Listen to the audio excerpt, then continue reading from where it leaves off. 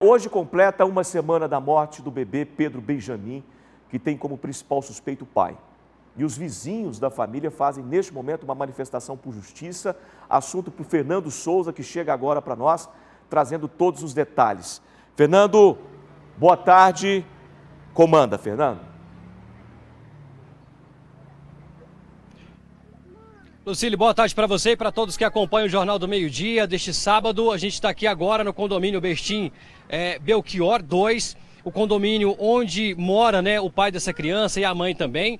É uma situação que aconteceu no último sábado, dia 14, no sábado passado, quando esta criança foi encaminhada a um cais aqui próximo. Ele chegou ali com parada cardíacas e não resistiu, acabou morrendo. A investigação está apontando o seguinte, Lucílio, que o pai seria o principal suspeito por agressões que levaram à morte dessa criança de apenas 1 ano e 9 meses. O pequeno Pedro Benjamin é uma criança inocente que teria sido espancada e não teria resistido a esses ferimentos. Agora, os moradores aqui do condomínio estão revoltados, por quê? Depois que o pai da criança foi preso, houve audiência de custódia, tanto o pai quanto a mãe foram presos, só que a mãe conseguiu liberdade depois da audiência de custódia. O pai continua preso para responder ali e a polícia continua investigando para entender como tudo aconteceu.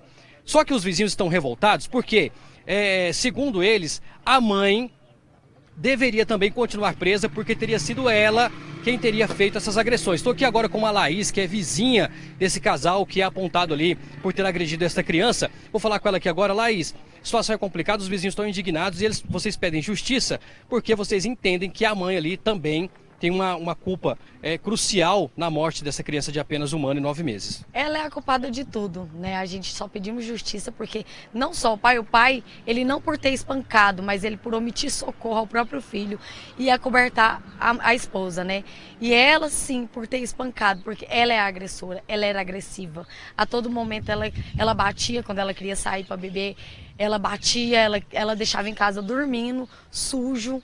Entendeu? E a gente quer justiça, a gente pede justiça porque ela não pode ficar solta, ela é um monstro.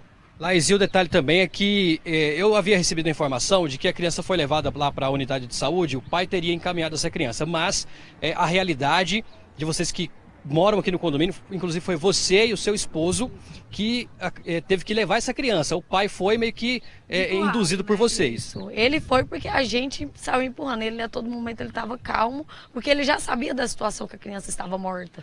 Ele só queria dar um jeito de tentar esconder de alguma forma. E essa foi a forma que ele achou. Omitir que ela fez e cair a culpa tudo nele. Laís, quando foi que você observou que essa criança tinha sido agredida e que estava ali já naquela situação crítica? Fazia um tempo atrás que ele já vinha sido machucado, que a avó ganhou a guarda dele. Ela lutou pela guarda, ganhou e a avó devolveu. Assim, nós já estávamos meio que indignados. E aí nós passou a não ver mais a criança na rua. Foi quando aconteceu esse episódio dela chegar lá em casa, o marido chegar atrás, falar que a criança estava passando mal e a gente vê que realmente a criança estava morta ali, não estava mais viva. Lucília, eu vou falar também aqui com a outra moradora, que é a Patrícia, que já mora aqui desde o início do condomínio. Patrícia, você consegue falar pra gente como é que era a relação do casal aqui, que era vizinho de vocês, a relação principalmente com os filhos, porque eles não tinham só o pequeno Pedro Benjamin, eles têm mais filhos. Como é que era a relação do casal com essas crianças? Na verdade, a relação mais sobre a mãe, que era a Eduarda, porque o pai teve ausente há um tempo, que ele ficou na prisão.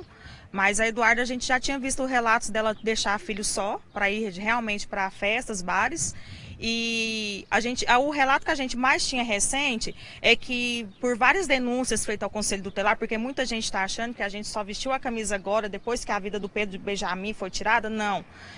Já teve denúncias antes, a avó inclusive por várias denúncias tinha conseguido a guarda do neto, então pra gente a avó estava cuidando do neto, só que na semana do ocorrido a avó devolveu para a mão dos pais sem até avisar o Conselho Tutelar, é onde ela também vai ser chamada porque ela também vai ter que responder por isso.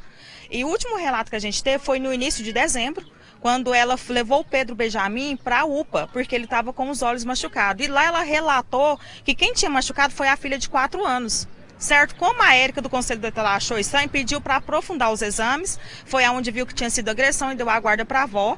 Então a gente não sabia que essa avó tinha devolvido a criança para a mãe, certo? A gente não sabia disso. E no dia do ato do acontecido, ela novamente saiu mais o esposo e só a Júlia de 4 anos e deixou o Pedro Benjamin em casa. Esse caso só está vindo à tona agora graças ao ocorrido que a Laís presenciou. Porque se a Laís na hora não dá uma de, não, bora lá ver o que está acontecendo com o seu filho, eu não sei o que esse pai e essa mãe teriam tramado para que essa morte não teria sido vista que foi praticada por eles. Certo? Vocês moram aqui no condomínio, a gente sabe que quando tem esse condomínio tem aquela política da boa vizinhança. Qual que é o sentimento de vocês sabendo que um vizinho seria capaz de tal atrocidade? Gente, tá doendo muito em nós. Eu sou mãe e eu sou vó. Eu venho de uma família que a gente dá amor, carinho, afeto e cuidado. Dói na gente a nossa cobrança em si próprio de falar assim, por que não fizemos nada antes? Tem também.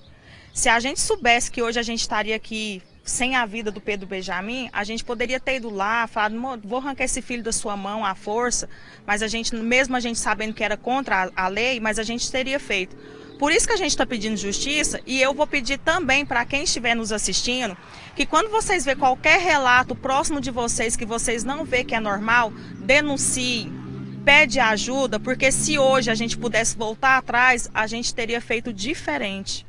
E por não ter feito diferente, mas também não concordar com o que a justiça fez, que é liberar ela um dia antes, após esse crime, a gente pede, por favor, que a justiça não venha falhar, volte essa mulher que se diz ser mãe para a cadeia. Ela não pode ficar livre, porque ela tirou a vida de um inocente. Patrícia, obrigado então pelos relatos. Ô Lucílio, o que a gente está presenciando aqui são os moradores, são os vizinhos desse casal que são apontados ali, né? Principalmente o pai apontado por ter ocasionado a morte dessa criança, todo mundo revoltado com isso. A Patrícia descreveu bem. O que eles pedem agora realmente é um olhar mais atento, ainda mais atento por parte da justiça, porque depois da audiência de custódia, a mulher foi liberada e segundo a vizinhança, no caso ali ela teria muita responsabilidade no que aconteceu. Então que a justiça realmente, as investigações voltem com um olhar um pouco mais centrado ali na questão dessa mãe, para que ela seja também, ela volte a ser interrogada, que ela volte ali a falar com a polícia, com as investigações, para que ela possa ser responsabilizada se de fato ela tem culpa em tudo isso. Mas está todo mundo indignado porque uma criança inocente, um bebê de apenas 1 ano e 9 meses, quando nós da TV Serra Dourada mostramos o que aconteceu, né, no sábado, dia 14, a gente fica sem entender, porque fala, gente, mas é o pai, é a mãe, são os principais suspeitos de um crime tão bárbaro, de uma criança ali que a princípio disseram que um móvel teria caído em cima dessa criança e teria causado a morte, e depois, claro, acaba ali através da perícia, né, certificando de que realmente por causa de agressões essa criança teria morrido, viu, Lucílio? Volto com você aí no estúdio. Muito obrigado, Fernando. Na medida que você ia falando aí, ouvindo a população, e por último a Patrícia, aqui a população não parou de participar com a gente, pedindo aqui, tem que prender os dois, a Helena participando. Esse pai merece perpétua, prisão perpétua, infelizmente não temos no país, mas mediante um crime terrível como esse. Olha, é claro que nós temos que seguir um rito. Se você perguntar para mim, aí essa população, e você, Fernando, e você, telespectador, por que a justiça soltou esta mãe que foi tão negligente ou conivente? Eu não tenho a resposta. Agora, eu tenho certeza que a justiça e o próprio Ministério Público seriam muito mais eficientes e cumpririam muito mais o papel que cabe a eles se ouvissem mais a população. E essa população tem muito a dizer. Claro que o rito tem que ser cumprido, que é uma investigação coerente da polícia, tem que ter provas e tudo mais. Mas o povo sabe de muita coisa. Talvez voltar lá seja um dos caminhos. É preciso sair dos gabinetes e ir de encontro à investigação de fato, onde ela deve acontecer.